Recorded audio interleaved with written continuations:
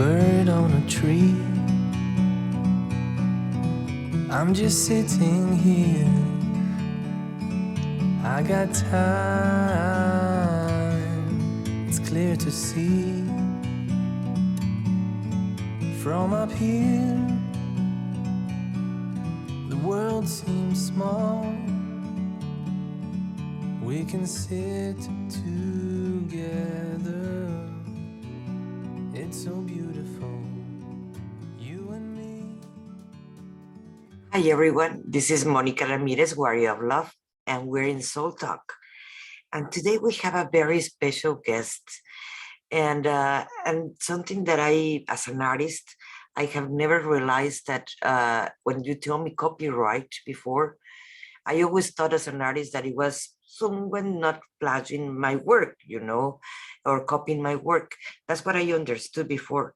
But this is have a different meaning and is very, very useful, as the other part also is useful, but that's in a very separate area. And I met someone amazing that she's gonna blow your mind as soon as we had this conversation with her. Her name is Blaise Hunter, and she's in Canada right now. And let me just tell you a little bit of who she is before we have this conversation with her. Blaise is a breaking barriers with the consulting agency Blaise the Trail Inc., known as the modern day superhero heroine, and she contends for women to own the super identity. Blaise is an author and multi-award winning humanitarian international speaker, certified human rights advocate, copywriter, mother of purpose, and breaking of chains. She's a change agent for women's rights. Blaise is a fertility expert that do not help you for getting pregnant. Instead, she helps you to be fertile in their lives in the birth of confidence and dream goals and books and brands. And Blaise, thank you for accepting my invitation for Soul Talk. I really appreciate this. Thank you so much for having me. This is exciting. Yes, like I mentioned before, I only heard copyright in the text of for writers or for artists in general. But this is the first time actually that not the first time, because I just met you to a group that you're coaching me. I'm learning a lot, but this is new for me in reality, because this is completely new. And more if we're talking about in English, it has to do a different meaning for me in this context. Can you explain us a little bit more? What do you do in the copyright area, please? For sure. Yes, it's kind of confusing. I'm an artist as well with my writing and my expressions. So copyright with an R is like intellectual property. You own your rights to something as an artist, as a singer, as anything like that, as a writer. But copywriter is the W, like writing. And that's about leveraging your language and learning how to use the words that work for you in your business or whatever avenue that you're pursuing, that you channel and leverage all of that proper language that uses for your artistry and your business and really let it work for you. So that's what I do, is I help people use the right language for them to propel them forward in their business. So I write things for them, whether it's their websites, their bios, their elevator pitches, things that they write on promotional materials. I help you take all of those words that really encapsulate all of what your essence is and really packs a punch. Yes, and that's very important, because I, as an artist, when they tell you write your bio, it is so hard to talk about yourself. Mm-hmm. It is, because there is always that fear of the ego. Oh, I'm talking too much about me. Mm-hmm. But that's your presentation card at the same time. How do your people going to know about you if you are not talking about you? Right? Exactly. There's a fine line. And it's always just learning to, like, it's okay to celebrate you. It's okay. And I think we live in a world where we have to be, especially I'm in Canada, we're very humble. And we're supposed to be humble and, oh no, bashful. No, we're supposed to own what we're doing and our passions. And that's not ego. That's just owning it with confidence. You can drive into ego where you're bragging, or that's actually an indicator that you're feeling low confidence. But it's okay to promote yourself. You're supposed to, and we really need to in this world, especially with everything that's online. And there's 1,000 people doing what you're doing. How do you set yourself apart from the pack? That's about how you sell yourself and how you carry yourself, how you can position your words and really say things from the heart that really impact people and draw people close to you like a magnet. It's all from the power of your words. Yes. And you're building your website and so forth, you need to use the proper wording, correct? Or landing pages or whatever promotion you're doing. And so guys, I really recommend you to check her website. That her information is going to be in the description in this video. So like that you can look for her, because believe me, I have one meeting with her and it was amazing. It blew my mind. Oh, thank you. Yeah, I think that, we often look at it and you were like, oh, well, just explain what I'm doing, which is fine. And there's nothing wrong with it. I just help people elevate that, because it could be bland, it could be self-explanatory, it could just say exactly what you do, but you can up-level it a bit and give it some firepower, and it actually propels your business. So like really utilizing the words properly really helps you navigate your business, and it does the advertising for you. So putting a lot of forethought and leveraging your language is really a key factor. And the attention span of the humans have changed a lot. So we're going to write a bio that is going to be 2 pages long. No one is going to read it. I will not read my own biography. It is 2 pages long. They will bore me. No, yeah, it's learning. It's an art too. And really Google it. I help with that. We like to start by telling the story of like, oh, I grew up on a farm and, I have 5 brothers and sisters. That's a great life story. That is not about your bio.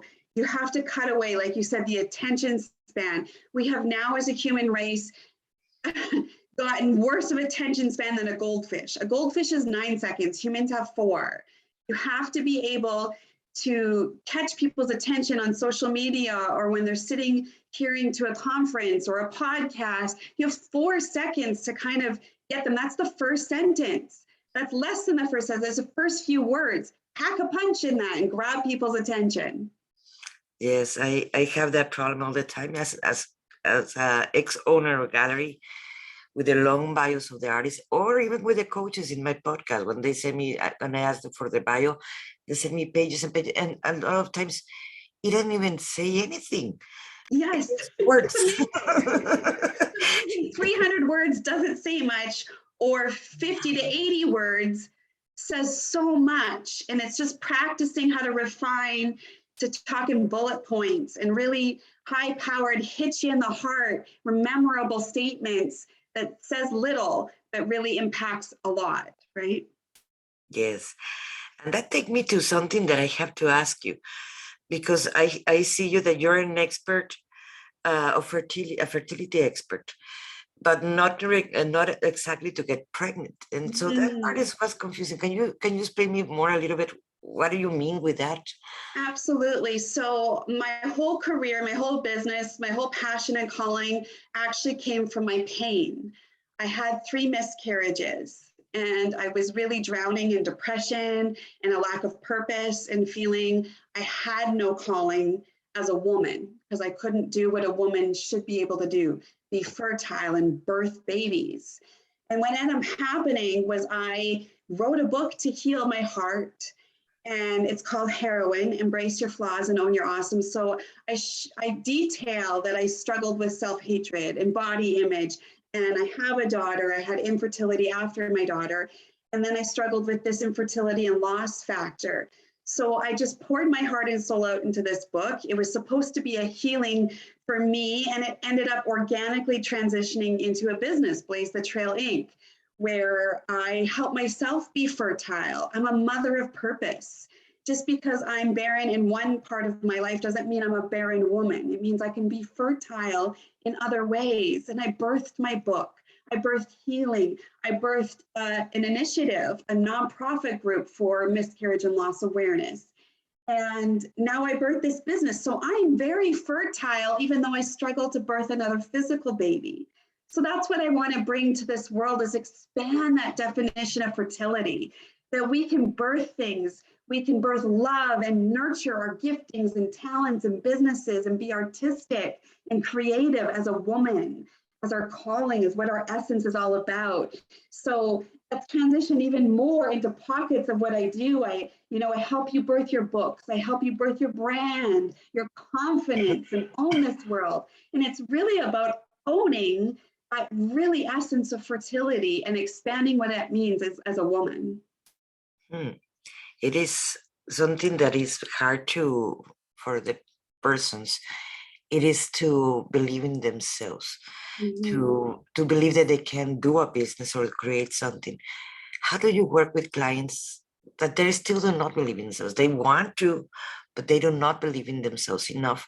So how they're going to become creators of anything?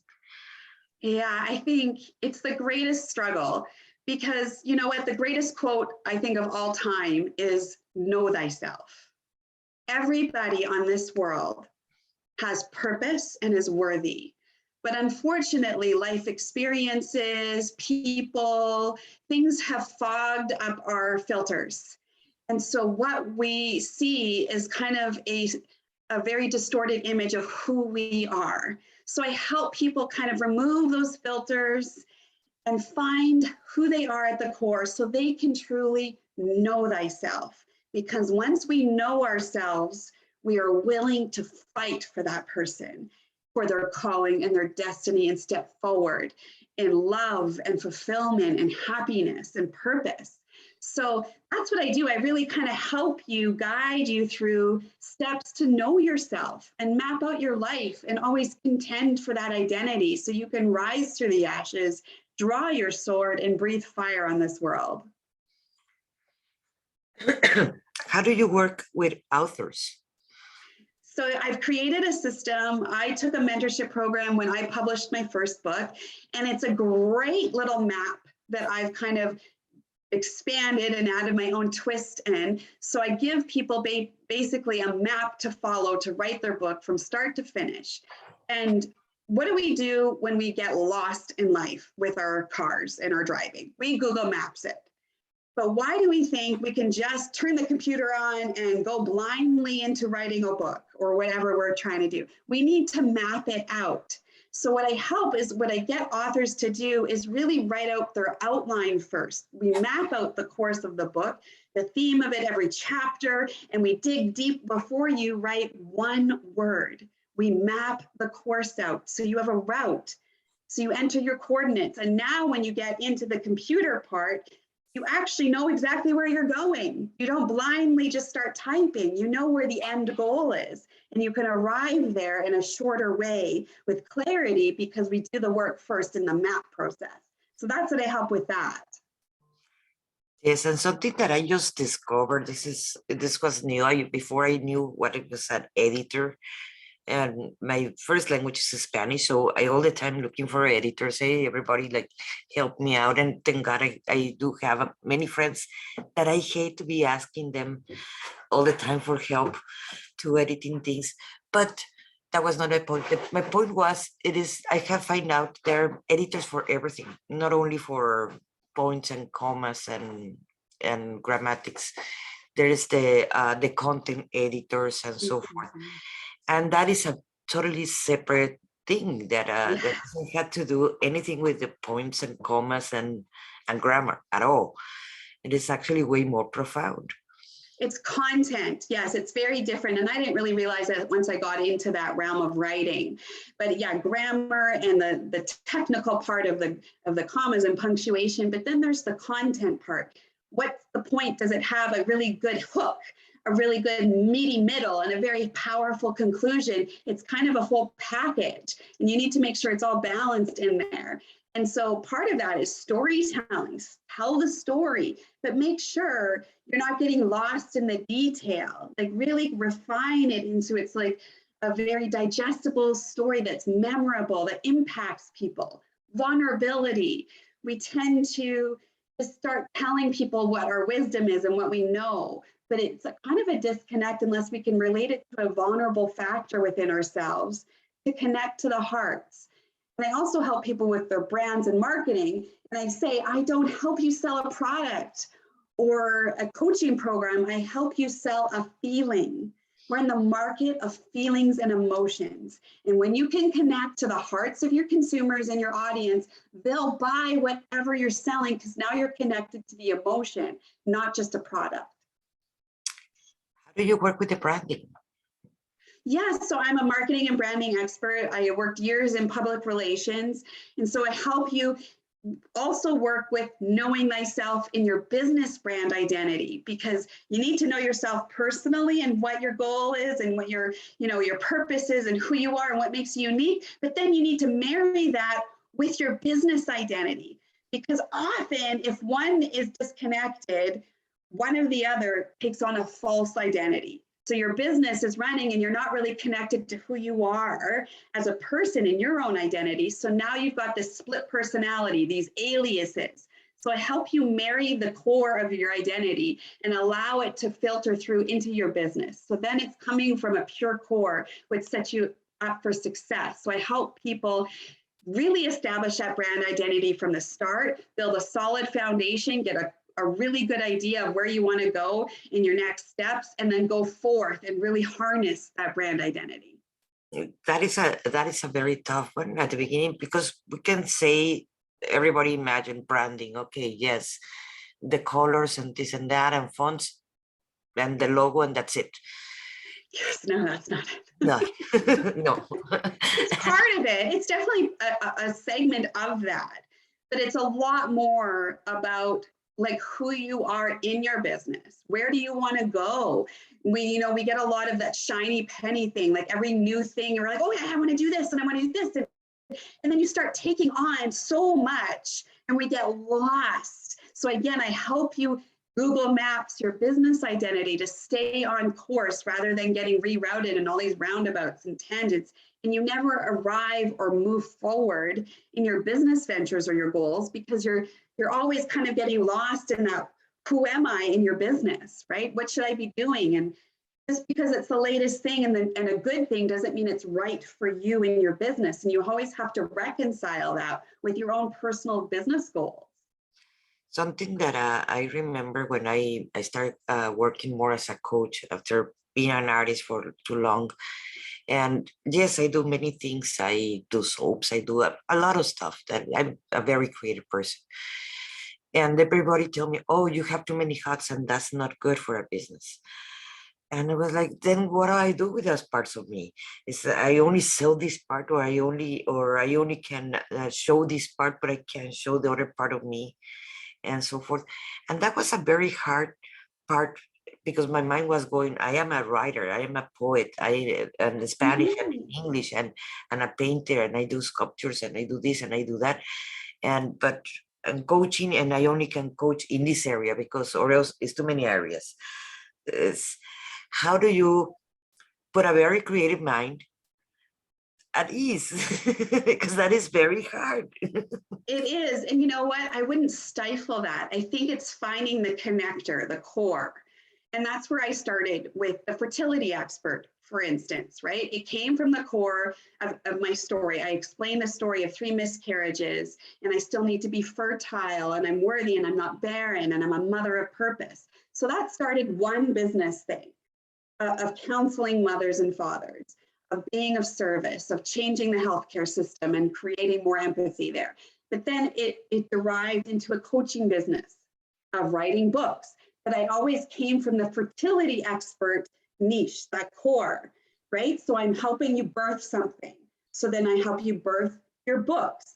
Now, and another tentacle is now, once I establish it, it doesn't happen all at once. So that's the key. You can have these, ideas of artistry, and you can put them on your to-do list in the future. But what am I working on right now?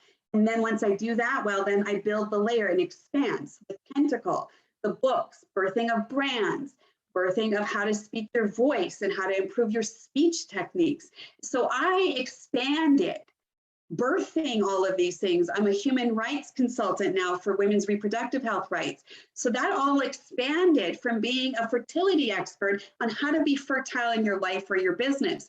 So then I grew that, but it's all coming from one core connector, which is fertility.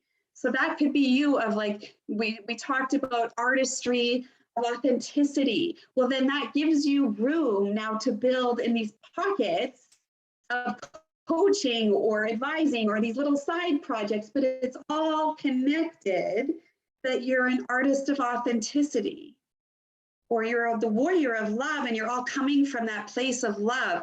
And we have many giftings and talents. That doesn't mean you stifle 5 to focus on 1. It means I find the core and build and branch out from there. But the brand identity is all from the same core, right? It's not like, oh, hey, I'm the fertility expert, and oh, I'm going to go do triathlons, but not connect the two, right? So you can't be so ADD, ADHD where you're off and people don't know who you are. You have to know who you are at the connecting core. And then I just branch out, but I'm always messaging, leveraging my language that those are connected. Yes, I agree with you. I remember when for example, when I was doing my soaps, I still have my soaps that I don't have too much time lately. But every time I did my soaps, everybody like, oh, you were branching out. Now you're doing soaps. Yes, but all the recipes of my soaps, that was channel message. They were telling me, oh, now I channel Merlin. And many times he's the one telling me, oh, okay, for dry skin, you're going to be using this. For depression, you're going to be using that. And you're going to add this and you're going to add that. And I was doing my soaps channeling. Sometimes I have to have someone next to me so they can be writing the recipe, or else that was going to be the only batch that was going to come out. But yes, it was married to at the same time to my own channeling. Yes. And I think that's a great way for each entrepreneur to challenge ourselves to use that language for ourselves. So when people ask, oh, so you do this now, or have you abandoned this, or what are you into? Oh no, just like when you watch TV, you don't have one channel, right? So like depending on our needs and people's needs, I adapt and switch the channel, but it's all coming from my knowledge and wisdom, and it's all coming from that core place. But now I help channel my giftings and help people in many different ways, but it's all coming from the fact that I'm an artist of authenticity and I'm tapped into helping people. And here you need this because I know you need this channel today, but tomorrow you need this channel. And I know where to help you because it's all coming from my core business, right? Yes, and I believe that is very important. And when we stop actually also listening to others, in a way, the judgments of others, that's when we start also believing in ourselves. And it is easy to own it, whoever we are, because that's who we are. I think it's very hard for entrepreneurs right now because, like I said, we are being inundated we have such fast information and it's coming at us at such a rapid rate that if we're just starting out and we're not fully solidified in it yet, it's easy to be like, oh, I need to do this. They're telling me this is the important, but I have to do this. Oh, but wait, this, and the website, and the sales funnels, and this, and networking. And you're like, oh, I'm overwhelmed. It's simply not possible to do all of them, right? So that's what's so important of knowing thyself and going through what I call the 5W checklist. So it's the 5 Ws. I'm a former reporter, and I always had to ask the 5 Ws in an interview: who, what, when, where, why. So I go through people's business identity checklist, and we go through your 5 Ws. So once you have those mapped out, now when you get anything coming at you, you reconcile it with your 5 Ws. It might line up with all 4. And then the when is the very last one. It just might not be the right time, but it lines up with all the other things. And you're like, check, check, check, check. But you're like, no, it's just, it's too much. I cannot take this on without something at a cost. That's more of a value system for me. So that's what's really important for entrepreneurs, is mapping out who you are and your business identity, where you're going, your 5 W's, because now it's just a yes, no reconciliation. Does this help me get closer to that goal, or does it take me further away? And it's a yes, no. It's very easy once you can cut through that. But if we go to one of the fundamental questions of NLP, so what do you want? What do probably your parents or your friends or your husband or whatever is that telling you what to do? But that's what you really want, because or else that's, how do you want to get somewhere if you don't know what you want? That's one of the main questions. There's a lot of white noise out there. And so I really teach people, pick your inner circle that you do bounce things off of. I need to bounce things off my husband and some core business people that I really trust, that gives me solid advice, that never discourages me, just gives me amazing advice. And so pick your like 3 core people. I wouldn't have more than that. I wouldn't put your questions out of your business on Facebook or social media. I would select your strategic people and go to them, but also know yourself, that even if no one really fully gets it, because no one really understands your calling, but you do. So you're going to have to trust your gut sometimes, even when no one else really understands. So that's the amazing part of knowing myself, but also having your strategic people that know you, can trust that you know what you're doing and help guide you. So when you go to them, they're not discouraging you. They're not telling you shouldn't do this and you should do this. You've got to be able to know when to trust, when to take that advice, or to say no, know when to hold them, know when to fold them. You've got to know when you got to push through or take the advice and bail, right? So it's like really trusting who you are and who your inner circle is of guiding you through that, but not listening to every peanut gallery out there, because you will just get so sidetracked by all these different opinions.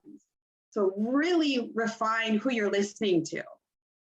Yes, and that's a hard one to get, because you're lucky that you had an encouraged husband and probably parents, but not everybody were that lucky. No, and you know what? I've struggled. I'm a disruptor. I'm different. I'm against the grain.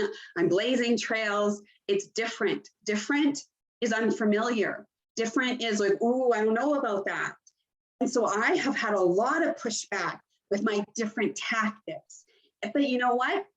It's been hard, I won't lie, but it has so much just polished me to trust what I'm doing and to trust my instincts and to trust what I'm doing. Because when you get that pushback, and if you fail and fall just because of a little bit of a questioning, then you're not strong enough yet. So you've got to be able to use that negativity, use the pushback and the questioning and the doubts to refine you and strengthen you in your mission. And then you've got to be able to learn that, hey, sometimes you go the wrong path and that isn't the end of the world. It's not the end. Do not fear taking a wrong route, so then you stay put and you never make a decision going forward. So many times fear cripples us, right?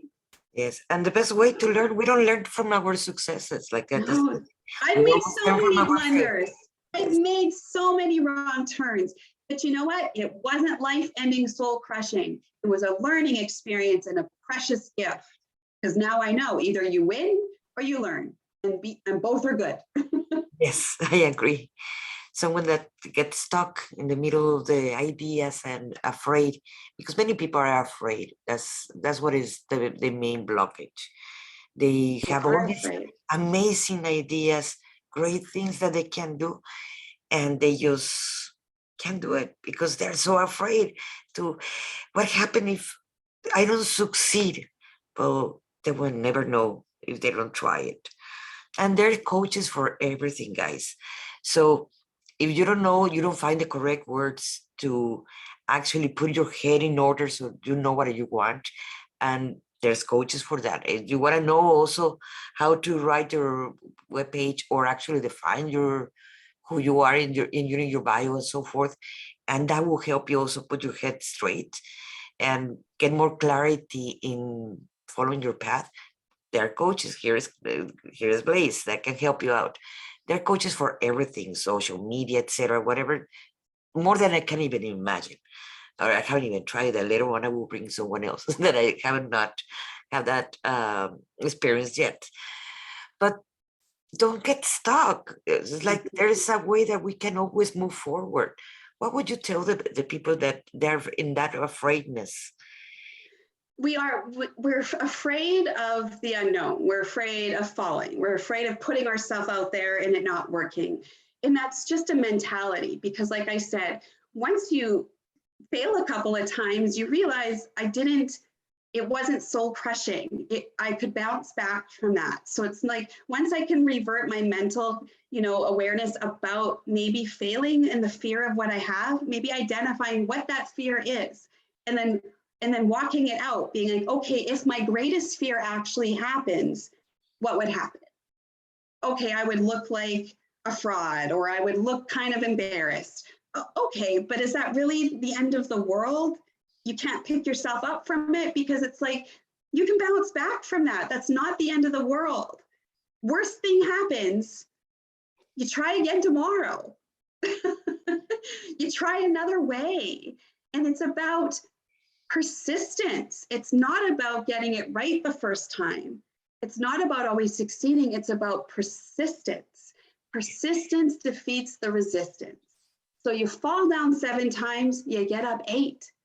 Because when you do that, continuing to push through and battle back, you will outlast any problem, any fear, because you don't give up. So that's what I'm saying, is like, don't get paralyzed by the fear, because that ensures you will never succeed. If you never take a step forward out of fear, you don't succeed. So you've already failed. So your worst fear has already happened and you never even tried. Why not give it a try and see what happens? Yes. Right? And another thing is,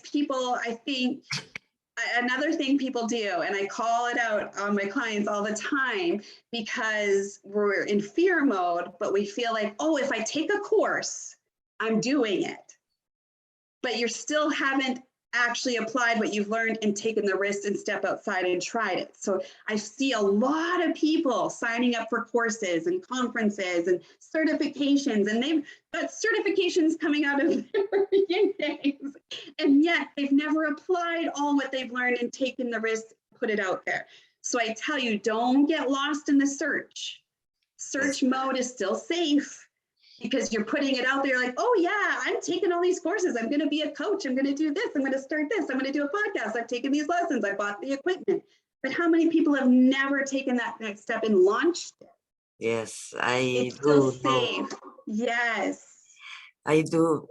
When I remember when I start my process of learning NLP and BQH and all this kind of certifications like coach and so forth, I started doing it because I wanted to heal myself. I was sick. And I was needing to heal myself because I was gonna die. That was. So I was needing actually to heal myself. When I start healing myself and my life start transforming and so forth, like, oh, and people like, how do you did it? Oh, I start doing it like this and so and so. And when I start explaining it, it's like, and people like, why you don't teach this? Oh, yeah, I can't do this. That's how the coaching began. But I did not got the certification. So another certification. So how I can do business? This is the coaching. It should not be like that. It should be first working yourself, so then you can help others. It should not be vice versa. And that's a big, big, big problem that I see in everybody. They see it as a quick business, but they don't put it on themselves. Yes, and that's the key then, because it's a disconnect between business identity and personal identity. If you haven't applied it within, there's a false identity coming into play, and it's not going to connect with your audience down the road. It may be a quick hit and a success, but it won't have longevity because it's not coming from a true identity here, right? And I can totally relate with you, because I have a rare autoimmune disease that I do this so I don't die. So I can totally, empathize and honor your experience and your willingness to put it out there and have such a resolute factor in this, because we will not die. And I love that about you. So thank you. Yes, thank you. Oh, it was a learning process at the same time. We provoked this to ourselves in one way or in one level or the other level. So now we can undo it too. And we have to learn how to undo it. And if we help other people in the process, that's the amazing thing. The best, I believe the best coaches are the ones that they have lived more experience. And in a way, you want to call it maybe fuck up lives. I'm sorry for my wording. But when we're teaching from our experience. If you're going to teach, okay, how to be an astronaut, and you have never because you have read a bunch of books about becoming an astronaut, or maybe even a class of astrophysics, is not the same of having the experience of going to the moon. Mhm. No, I agree. And like vulnerability is such a key factor in there. And I think a lot of coaches, a lot of consultants and business and entrepreneurs, they start off from the vulnerability factor, but then we see some success and we grow, then we kind of lose that holding on to the vulnerable factor. And so I encourage and I challenge people, you've got to still hold yourself vulnerable, even with your clients. That doesn't mean you share every nasty thing you're working through. It means the layered cake mentality, where you share something vulnerable and it provides a safe place for your clients to meet you in that space so they can grow. But it's also healing for you and challenging for you to meet them there, rather than stand on my perch being like, been there, done that, got the t-shirt, now you go, my little ones. No, I got to meet you there. I got to show you. And it's exactly like parenting. You don't just go tell your child to do something. It's the I do, we do, you do method. I do, mama shows the child, I do this. I am kind. I go put this away. Now let's do this together. We do it. And now I've taught you, I've modeled it, and now you can go forth and do it. When they tell you, oh, the fear, you have to work it out. Yes, but they never tell you how. So how you're going to work it out? Work your fear. Like, yeah, but how I'm going to work out that fear? That's why it is important. If you actually learn from experience, you will know how to teach others, because you can work it with yourself. But if you have never done it, it is so easy to say, work it out, work out your fear. But you have to. Yeah, I think coaching can get lost in the words of how we sell our programs, right? Because we all have fear. I don't care who you are and what you've done in your life and what you've conquered. Every single person faces fear all the time. I do all the time. I've learned how to identify it and what to do with it. So that's what I tell people is like, understand your triggers, because there's your fear. Yes. So what is a trigger? Oh, it's that little thing that gives you almost a body sensation when something is charging you, whether it's a trauma or just something that makes you feel unsafe or charged. Mine, my ears get hot, my heart palpitates, and I almost get frozen where I can't even think of the words to say. And in that moment, I'm like, I'm being triggered right now for some reason. Now it's my responsibility to go back and why am I triggered there? Was that them? Was that a them thing? And it's triggering something very personal in me, or is it a me thing, or is it a combination of the two?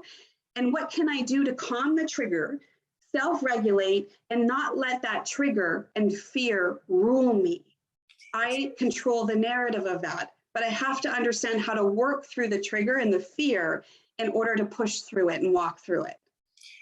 That has to do a lot with the becoming aware or becoming the observer. Very self-reflective, very self-reflective. That's so important in business. We don't have a clue. That is so key in business. It's not just a personal wooey thing. To be so self-aware and reflective and turn the mirror on yourself, even in business. Wow, are you going to be an amazing entrepreneur and business leader in this world? Yes, because it is important to observe and observe ourselves, why this is making us react. Many times when I'm writing something, and that's one of the things, like I have to become aware what I'm writing, how much I'm holding it back and why I'm holding myself back. And there's a fear that's showing up. It's like, híjoles, I have to talk about these painful things that I passed. People are going to judge me, and that's become the fear, and so on. So, and when we're becoming aware of that, we're healing ourselves, and that's being vulnerable. It is key point to to be observing ourselves, what is actually limiting us, what we are afraid of. Totally. And I think often we just kind of lean into, that's just how I am. That's just how I react. That's just who I am.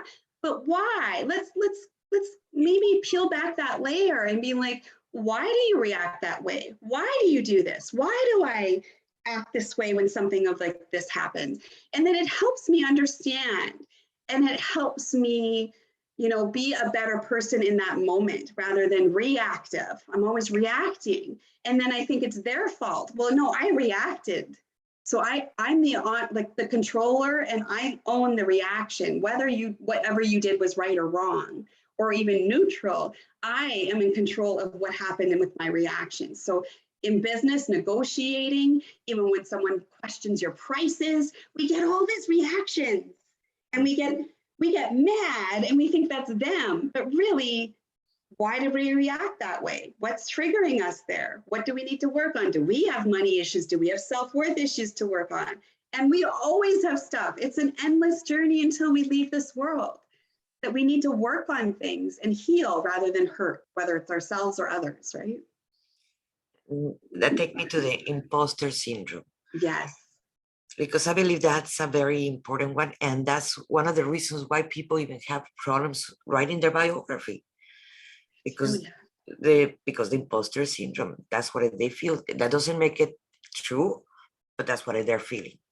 Well, we have been, again, like I said, so many circumstances, people in our lives, things that have happened that have made us feel unworthy, that have questioned our even value on this earth. And we're in a culture where we're graded basically on our doing rather than our being. So it's like whatever we do and accomplish, that has become the marker of our worth and our value. So if I can't share that, if I can't, if I haven't won all these awards and done all this business stuff and earned $1 million, then I must not be worthy. And then I don't have a bio to even share. So we almost feel like I am not worthy of my own biography, which is, it's you.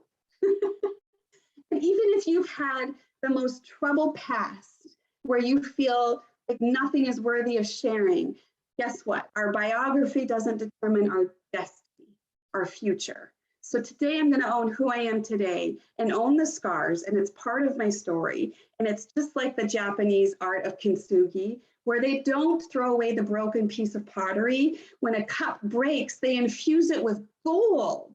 And they highlight this pot that's been broken, that's flawed, and now it has gold in it. And now it's even more valuable because of the flaw.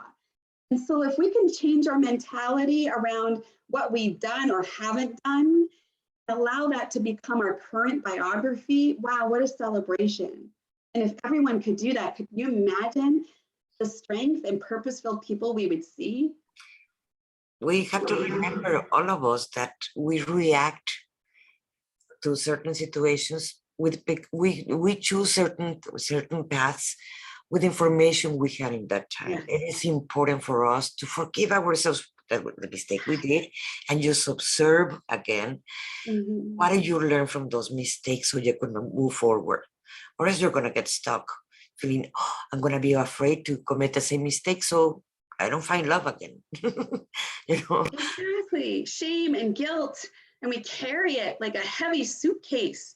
And I was one of them. And I just had to let it go and be like, you know what?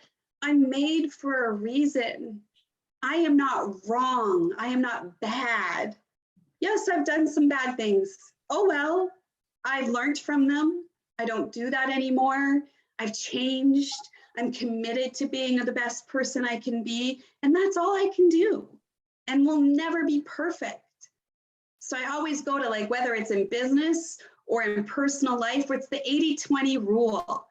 I was the perfectionist. I was the overachiever because I couldn't find value in myself, but I had to project this perfection. Everything I had to do was overachieving, type A, control the outcome, be celebrated for my achievements. But you know what? I still was never perfect. I can never be perfect. But 80% of me can be excellent.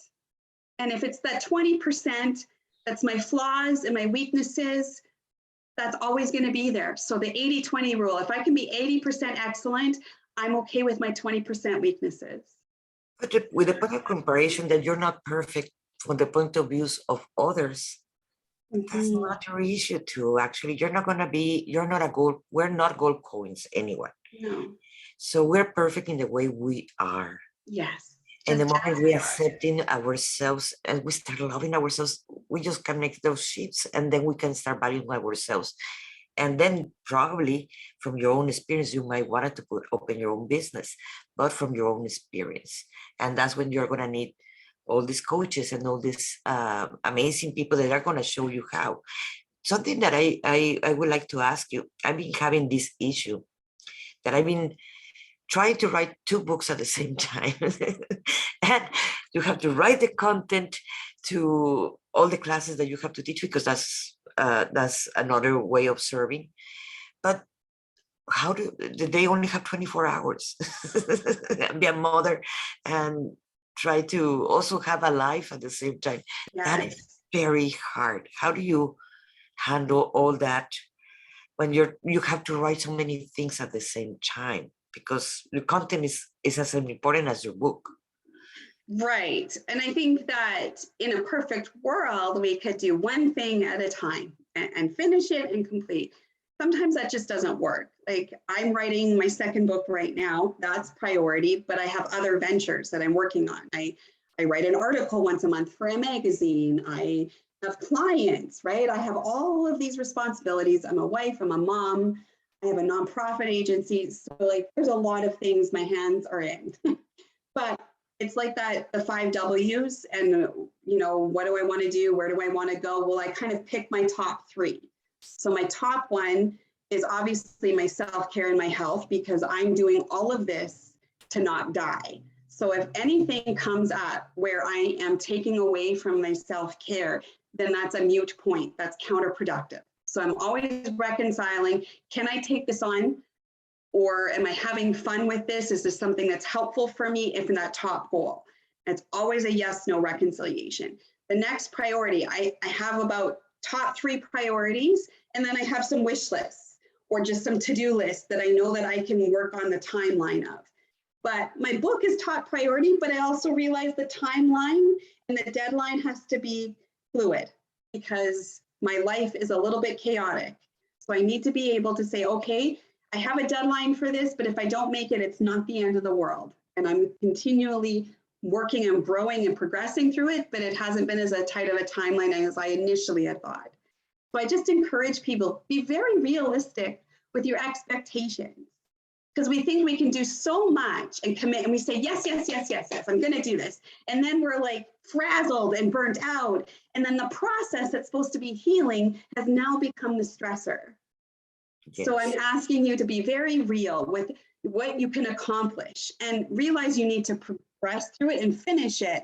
But is it reasonable to think that you can do 2 things at one time at a tight deadline? Like maybe set a looser deadline for one and focus on the first one. Because if you're constantly working on both and stretching yourself, you may never get either of them done. Yes, that is true. Right. So, you can like put a little bit of energy in that second one, but put more energy into the first one so you at least see the completion of it and then move on. Like cross it off the list and move to the next thing. Continually growth, progression, finish the task. Don't start 5 things and never complete any of them.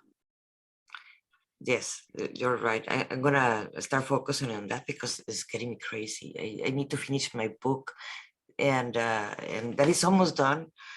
But the content is important.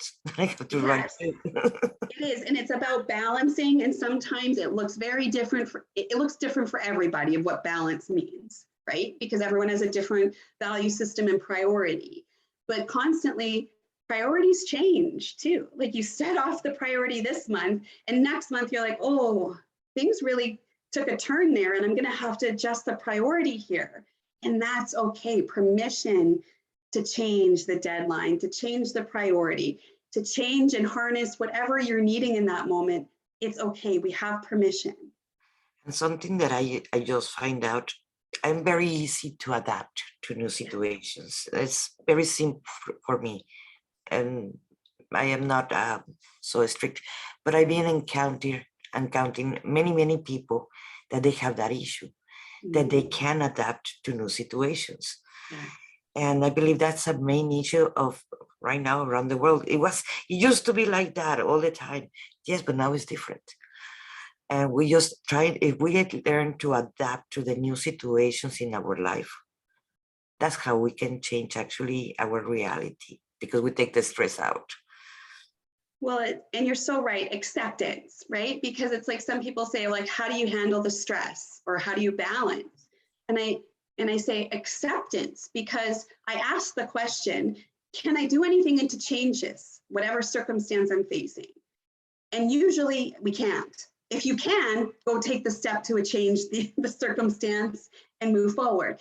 But the pandemic, life that we're experiencing, we cannot change what we're in right now. So I'm going to have to find a way to accept some part of it, to release the pressure valve of this death grip control. So that's what we have. We're control freaks. We want to control our reality and control the outcome and know exactly, so there's no surprises and no hits and no traumas, because we've been surprised before and it hurts. So we want to control the atmosphere and control our reality. Well, guess what? The jig is up. You cannot control it all the time. And I'm the control freak, recovering control freak. You cannot control it, but I can control how I look at it. And it doesn't end me. So even though I don't like it, I'm frustrated, but if I can just accept my reality here, I find some peace and balance within that, and I coexist in that moment. So it's just learning acceptance, taking a breath, and what can I do today to have a better reality than this really pent up, frustrated person that's angry that can't adapt. We need to be able to be flexible and adapt. And, you know, something comes at me and I'm like, all right, how do I turn this around and make it a good thing, make it my pearl?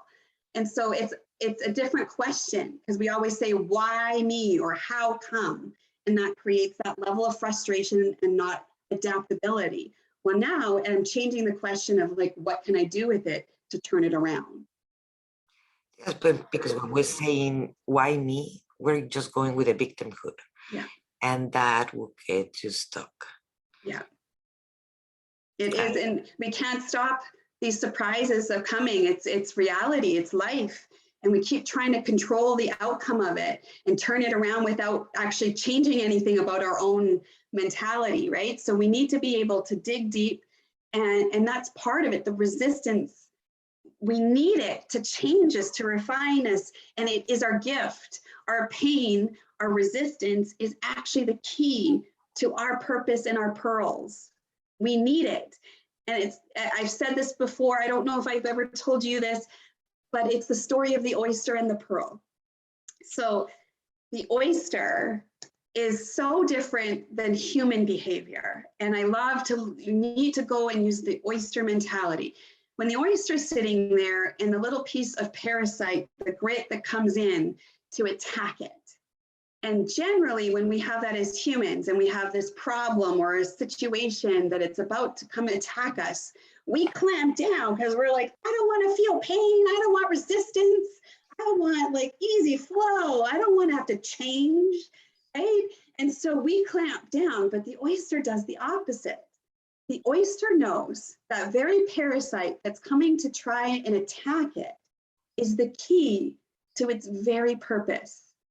The oyster opens up and draws the little parasite in, and it coats it with this special liquid, because it's like, come on, little fella, I know what to do with my problem. I don't run from it. I don't hide from it. I don't clamp down. I actually draw it in because it is the key to my pearl.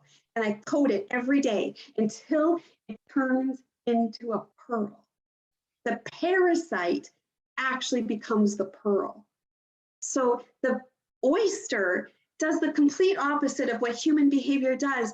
It doesn't shy away from the problem and the challenge. It draws in and leans into it and turns it into its pearl. It cannot make its pearl without the problem. Yes, I love So that. humans need to learn that whenever we're faced with something we don't want to adapt and don't want in our life, it's not something to turn away from and change. It's actually something to turn into something. I really love that story. It is true. It is true. It's powerful. It's powerful. More that we affront our fears, we can actually shift our reality. We can, yes. That's the only way. You can. Yes, we all want the scary. pearl, right? We all want the pearl. We all want the outcome of like, I did it, but we don't want the problem. I'm like, Yeah. I'm telling you, you can't get the pearl without the problem. So face the problem and ask that question of how can I turn this around? Yes. And that should be a lesson for all of us, because all of us, like you mentioned, we have fears. And the only way to overcome those fears, we have to confront them. There is no other way to get out of the fear. Oh, and you're not bad if you have fear, because then we think, oh no, all the work that I've done, I'm a fraud. I'm like, no, you're always going to have fear. It's learning to identify when am I being triggered in that fear and what am I going to do about it? That's all. What am I going to do with it today? And sometimes I'm not ready yet to push through that wall, but I'm aware that I'm feeling that fear. And that's a win in itself, being so aware that this is being a trigger for me. I'm afraid. And I'm learning how to push through that wall. I'm not maybe quite there yet, but I'm working towards it. And so it's just understanding and welcoming that I can coexist with the fear. You cannot be brave and courageous without fear. We talk about, oh, be brave. Well, you need fear in order to be brave. Yes, and if we see in all the heroes that we had in the world, they were afraid every time they went to a battle, every time they had to affront something, they were afraid. But they still did it. Yeah, fearless doesn't mean the absence of fear. I'm fearless, but I'm fearless in a way where I don't let fear own me and control me. Yes. I turn it around and I own it, but it's still there beside me every day. And I have to talk down to it and say, you don't own me today. But that's the fearless. I'm leaving it behind, but I'm not saying I don't have it at all. I'm fully aware it's present with me. Yes, that's a true heroine. And thank you for being you. Do you have something else that you would like to add? Yeah, I think that if anyone is interested in learning about how to navigate their own identity or their business identity or anything like that, you can always visit my website, blaisehunter.com, and I can help you with that, whether it's copywriting, birthing your books.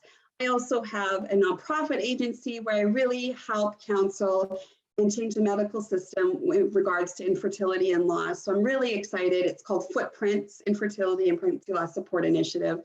And I'm really advocating for women's reproductive health rights in that regard, that we're still fertile and we can birth, peace amongst our pain. So, it's just lovely to have this dialogue with you, and like we said, all these different channels and outlets. Yeah, I have a lot, but it all comes from the premise that I know my identity and I'm fertile and I birth things. And I want other people to birth things in their life and birth their purpose and be confident and not have imposter syndrome. Own what they're doing. I'm so excited to celebrate what you're doing and everybody else of like, we're all are really amazing, unique giftings and they're a contribution to this world, right? We all need each other. Guys, I already had an appointment with her and it blew my mind. So it will blow your mind too. So give her a call. Look for her. She's going to really make you believe in yourself and find the correct wording where it's going to describe who you truly are. And sometimes you just need that. It's the essence, because everybody's like, well, I don't really have anything. And I'm like, everybody does. I just need to tap into that and we need to highlight it, right? Because, there's only one you, Monica. There's only one Blaise. And thank God for that, right? Yes. God, you're so unique and you're cut from such a unique cloth. And we want to celebrate that. There are millions of coaches. We need to take you out of the coach or the consultant label and give you an identity beyond that that's just so unique for you, that sets you apart, that makes you memorable, that taps into your heart, that then connects to the heart of your people in your sphere. And that's like the magic formula. when you can tap into here and then it connects to outside, right? So that's the whole thing that I do, is just help people do that, because that's what's going to set your business up for grand success, is because it's always fed from that heart place. And people always say, like, when I go on stage and I breathe fire and I roar, I literally roar like a lion with a sword. And that's me, and that's my brand, and that's all my essence. But people always say, like, are you exhausted? Aren't you? You must be so drained and tired. And actually, I'm fueled. It heals me every time I do that. And that is the key. When you go up and you speak and you talk and it lights you up, it's healing for us. Whether we need physical healing from a disease, or we just want to inject healing rather than hurting in our lives, when you can tap into that, it is limitless. It is the fountain of youth that never runs dry. So if you can tap into the art of your language and the way you speak to connect, it will fuel you. And that is the point of life. Yes, I totally agree with you. It is very important to refine ourselves and connect with ourselves. It is. So I recommend everybody, all our listeners, for the ones that are seeing this interview right now or later on in the future, tap into yourself and ask, what do you want? So like that, you can ask those 5 questions to yourself. And if you have any troubles, here is Blaise. I will recommend her tremendously. Thank you. Thank you very much. Thank you, everybody. Blaise, do you have something else to add before? I think it's a great conversation. Thank you so much for having me. Oh, thank you so much. And thank you for listening. And if this resonates with you, please share it with your friends. It might help someone else. Thank you for being in Soul Talk. This is Monica Ramirez, Warrior of Love. Thank you. Sometimes you need to go and take a step back to see the truth around you. From a distance you can tell